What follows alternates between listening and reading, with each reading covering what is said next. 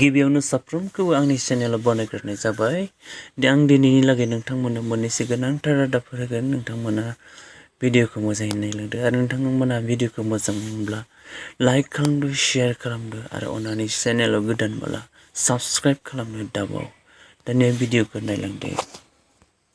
सानसेनि सिगां गुजरातनि मरबी केबल ब्रिजआ जस'नानै गासै 140 सुबुंफोरा जिउ गोमायो आरो बेयाव गासै 300सो सुबुंफोरा दङमोन होनना मिथिनाय जादों आरो गोबां सुबुंफोरानो दैयाव गोग्लैनानै गोमानानै दङ आरो दासिमहालागै नागिरगासिनो दङ होननानै रादाब मोननाय जादों।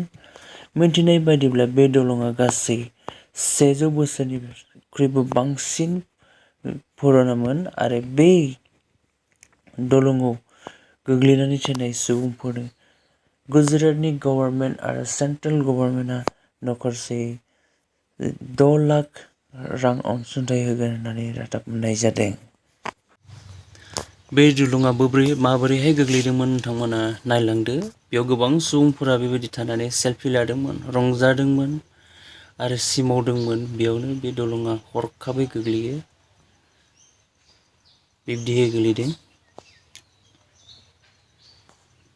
आरो गोबां सुबुंफोरखौनो दासिमबो नागिरनानै मोनाखै होननानै जों मिथिनाय जादों।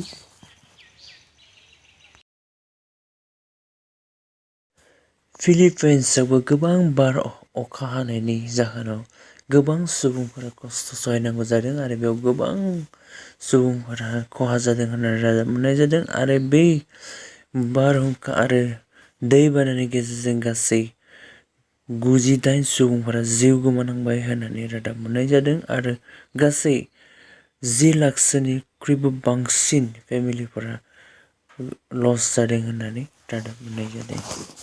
नगाव जिल्लायाव 24 मोसौफोरखौ ट्राकआव लाबोबाय थानायखौ पुलिसआ हमनो हायो आरो बेखौ सानै सुबुंफोरा लाबोदोंमोन। बिथांमोननि मुङा जाबाय रुबुल इस्लाम, बिथाङा 17 बोसोरनिमोन आरो हेक्टिल हुसैन, बिथाङा 21 बोसोरमोन।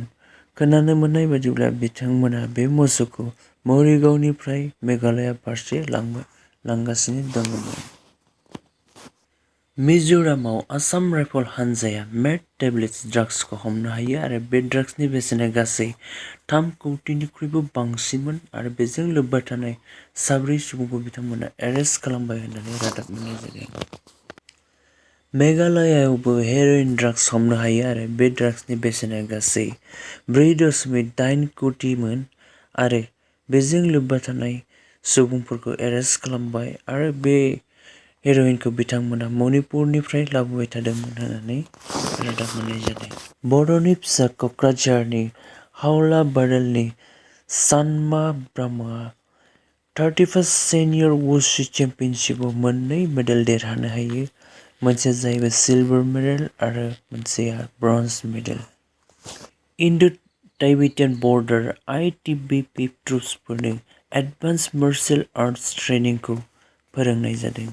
बे ट्रेनिंआ बिसोरनि सेल्फ डिफेन्सनि थाखाय होननानै मिन्थिनाय जादों। दिनैनि रादाबा एसेनोसै। भिडिअखौ मोजां मोनब्ला अननानै लाइक खालामदो, शेयार खालामदो आरो साबस्क्राइब खालामनो दाबाव। गोजोन्थों।